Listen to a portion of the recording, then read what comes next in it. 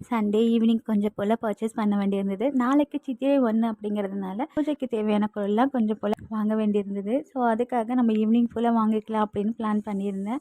இன்றைக்கி சண்டே அப்படிங்கிறதுனால எல்லோரும் வீட்டில் இருக்காங்க. பாப்பாங்களும் ஸ்கூல் போகிறாங்க, ஹஸ்பண்டும் வேலைக்கு போகிறாங்க. சண்டே மட்டும்தான் வீட்டில் இருக்காங்க. ஸோ நான்வெஜ் கண்டிப்பாக பண்ணணும்னு சொல்லியிருந்தாங்க. ஸோ காலையில் வந்து சிம்பிளாகவே சிக்கனும் எடுத்து தான் பண்ணியிருந்தேன்.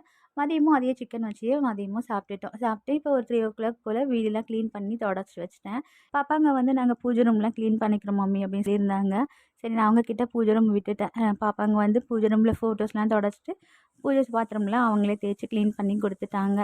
இந்த குட்டி வந்து இது வந்து ஆலியா கட் குட்டி தான். இது வந்து நான் மீஷோவில் தான் வாங்கியிருந்தேன். இன்னைக்கு காலையில் குளிச்சுட்டு இதை நான் வேர் பண்ணியிருந்தேன். சரி இந்த ட்ரெஸ்ஸோடவே நம்ம ஈவினிங் கடைக்கு போயிட்டு வந்துடலாம் அப்படின்ட்டு நான் இந்த ட்ரெஸ்ஸோடவே சிம்பிளாக கிளம்பிட்டேன். இதுக்கு என்ன கலர் லெகினும் ஷால் போடுறதுன்னே தெரியாமல் கன்ஃபியூஸ்டாக இருந்தது. ஓகேன்னு சாண்டில் கலர் வந்து ஷாலு சாண்டில் கலர் லெகின் போட்டுட்டேன். இந்த கலர் குர்த்திக்கு என்ன கலர் லெகின் ஷால் போட்டால் நல்லாயிருக்கும் அப்படிங்கிறத எனக்கு கமெண்ட்டில் சொல்லுங்கள். நமக்கு பூ வாங்கலான்னு சொல்லி பூக்கடைக்கு போயிருந்தேன். பூக்கடையிலையும் அவ்வளோ விலையாக இருந்தது.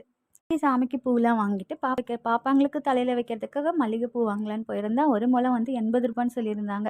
கொஞ்சம் பூத்த மாதிரி இருந்ததுனால 70 ரூபான்னு சொல்லி 2 முழம் கொடுத்தாங்க. 140 ரூபா கொடுத்து 70 ரூபாய்க்கு ஒரு முழம்னு மல்லிகைப்பூ மட்டும் ஒரு 2 முழம் போல் வாங்கிட்டேன். நாளைக்கு பூஜைக்கு தேவையான அளவுக்கு ஃப்ரூட்ஸு, பூ இந்த மாதிரி எல்லாமே வாங்கிட்டேன்.